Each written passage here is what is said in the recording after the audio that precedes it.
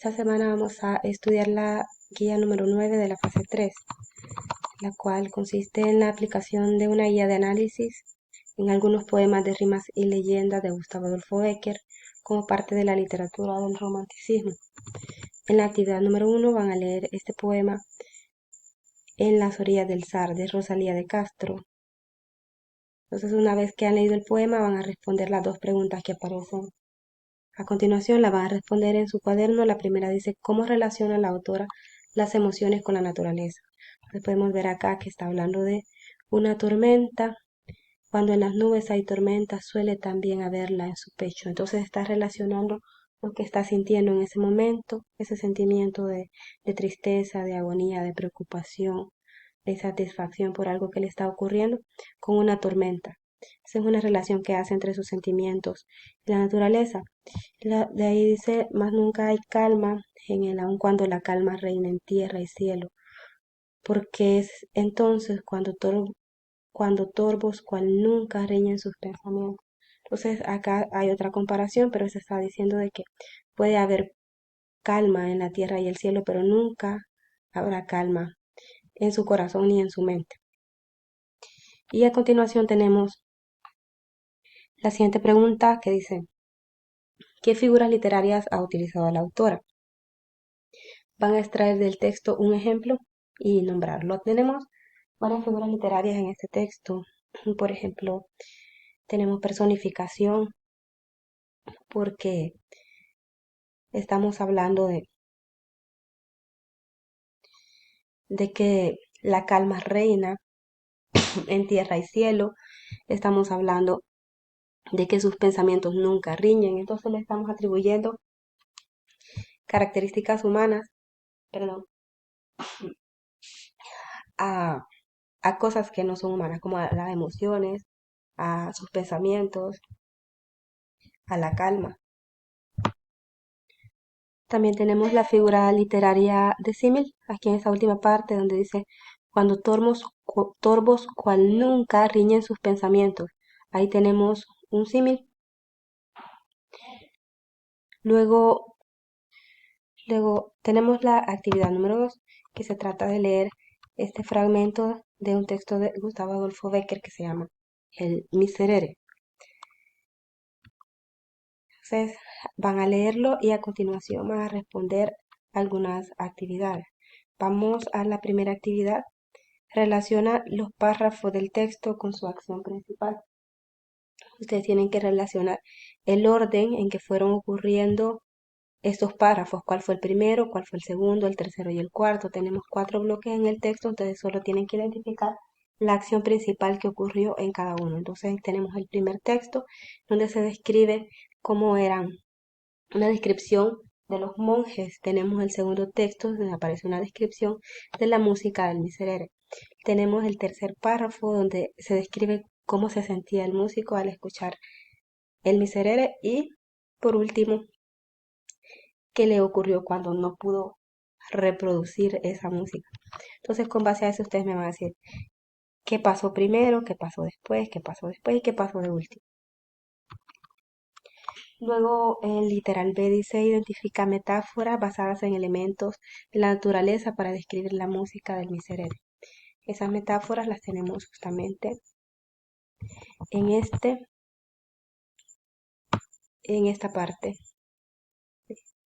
Esta parte de acá, esta parte de acá, donde nos aparece algunas metáforas, por ejemplo, la música sonaba al compás de su voz, aquella música era el rumor distante del trueno, era el zumbido del aire que gemía, era el monótono ruido de la cascada que caía sobre las rocas. Es una comparación entre unas cosas y la música. Es decir, esa música era esto, esa música era lo otro. Esas son las metáforas en esta parte. Luego tenemos identificado dónde se ha utilizado el polysyndeton y explica qué efecto produce la narración. Entonces ahí ustedes van a identificar el polysyndeton, es utilizar las conjunciones frecuentemente, en este caso la conjunción y, que es un nexo, una palabra que sirve para enlazar unas palabras con otras y unas oraciones con otras. Donde aparece y, Entonces van a ubicar ustedes aquí, este último párrafo que aparece muchas veces la palabra y, y, y. Entonces ahí tenemos polisíndeto. Y la siguiente es la E, que dice, ha vivido experiencias que no se pueden expresar con palabras. Entonces ahí ustedes van a ponerme un ejemplo de alguna experiencia que hayan vivido y no puedan expresar con palabras. Por ejemplo, un momento en el que se sintieron muy felices, un momento en el que tuvieron miedo. Y la F dice, ¿por qué el texto presentado pertenece a la corriente estética del romanticismo? En sus propias palabras, ya saben qué es el romanticismo, lo estudiamos en una guía anteriormente. Entonces van a explicar también ahí en el grupo, tienen un video sobre el romanticismo y sus características. Luego en la actividad 3 hay que leer este poema, la rima número 4 de Gustavo Adolfo Bécquer.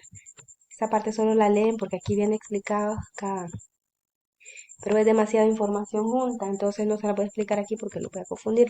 Le voy a explicar todo esto que aparece aquí en el siguiente ejercicio, lo vamos a resolver juntos acá. Entonces, a partir de ese poema que han leído aquí, de la rima 4, ustedes van a responder esas 4 preguntas en su cuaderno. La primera dice, ¿por qué crees que el poeta repite la frase habrá poesía? ¿Para qué la repite? ¿Será para hacer énfasis? ¿Para explicar algo? Y luego tenemos, o para causar más impacto. La B dice, ¿cuáles son las ideas principales del poema? Las ideas principales son de lo que trata el poema, de qué trata el poema. Y luego tenemos cuál es el tema central. De todas las ideas principales, todas giran en torno a un tema. Entonces hay que encontrar ese tema central del poema. La siguiente dice cuál es el propósito o intención comunicativa del poema. O sea, ¿para qué? ¿Para qué el poeta quiere transmitir ese poema? ¿Qué quiere lograr en los lectores? ¿O qué está comunicando ese poema? Y la última actividad en la cual van a realizar un análisis de este poema que es la rima, una de las rimas de Gustavo Adolfo Bécquer. Entonces ustedes van a leerlo y a partir de la lectura vamos a realizar algunas actividades. Entre ellas tenemos la primera actividad que dice cuántos versos tiene el poema. Los versos son cada una de las líneas del poema. Cada línea del poema es un verso. Entonces ustedes van a contar cuántas líneas tiene este poema y esa va a ser la cantidad de versos. Luego tenemos la literal B que dice cuántas estrofas hay en el texto. Cada bloque de texto es una estrofa. Tenemos cuántos bloques aquí, 1, 2, 3, 3 estrofas y cada estrofa tiene 5 versos, entonces tenemos 15 versos en total, 15 versos, luego 3 estrofas. ¿Qué tipo de rima posee? O sea, aquí vemos que las terminaciones nos dan la rima. Aquí se termina con alta, aquí termina con poder, aquí con qué, abatirme y aquí con ser. Entonces solo poder y ser rima en este verso. En la última rima vaivén y ser. En la tercera solamente rima ceder y ser. Entonces en el primer verso tenemos rima, en la primera estrofa tenemos rima consonante entre el segundo y el quinto verso, porque terminan en y er. Se repiten los sonidos de consonantes y vocales a partir de la última vocal acentuada. Vamos a hacer acá. Poder y ser. Ustedes pueden ver ahí. Poder y ser. Entonces, ¿qué se repite? Solamente se repite aquí y aquí se repite también er. Entonces ahí es donde está la rima, la repetición de sonidos al final de los versos. Y de ahí en el siguiente verso, vaivén y ser. Si escribimos así, vaivén y ser como en el anterior, vamos a ver algo. Vemos que no se repiten vocales y consonantes, y solo la vocal E, ven y er. Entonces este tipo de rima se llama asonante, porque solo se repiten las vocales a partir de la última vocal acentuada. Y esta de poder y ser se llama rima consonante, porque repite vocales y consonantes.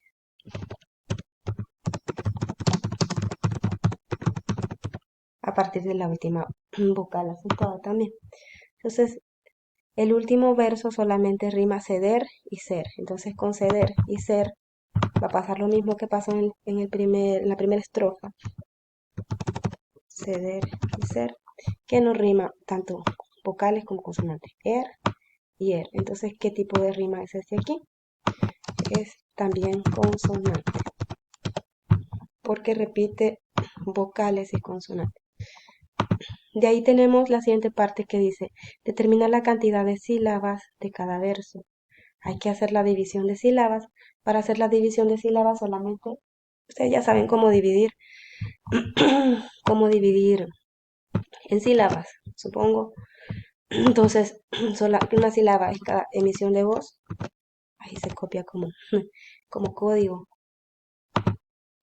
Dice acá, tú eres el huracán y yo la alta. Ese verso nada más vamos a dividir acá.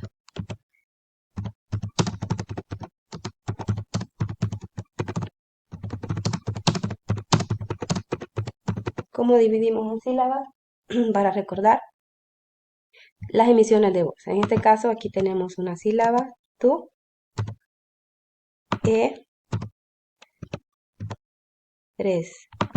el, huracán y yo la alta. Entonces, en los poemas lo único que varía es de que existe la sinalefa. Entonces existe algo llamado sinalefa,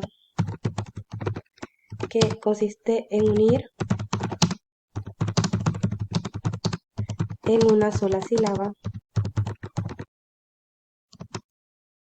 dos sílabas cuando una termina en vocal y la otra comienza en vocal.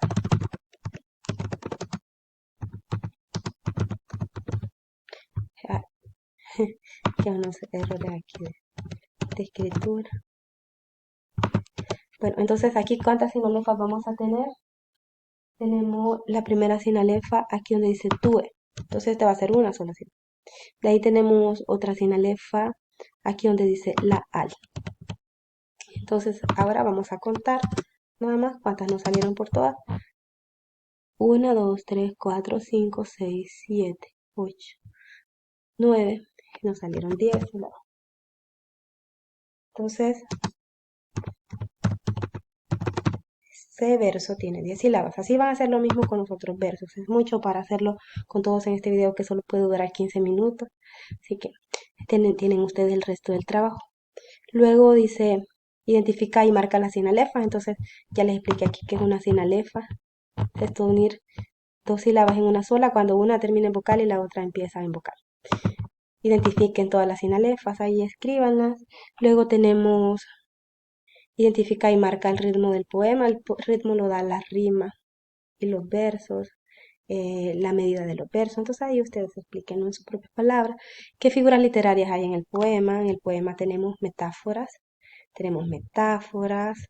Por ejemplo, aquí donde dice tú eres el huracán y yo la alta roca. Tú eres esto, yo soy lo otro. Entonces hay una metáfora.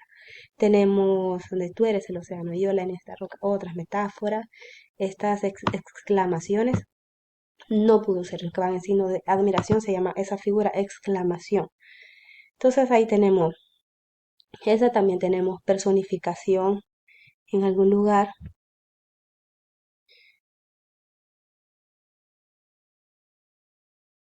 Torre que desafía su poder, porque una torre no desafía poderes, entonces ahí tenemos personificación. Y eso sería casi todo, ya se nos va a acabar el tiempo acá. Y de ahí las otras ustedes las pueden identificar fácilmente. Con la información les voy a reenviar las características del romanticismo para que ustedes las puedan identificar.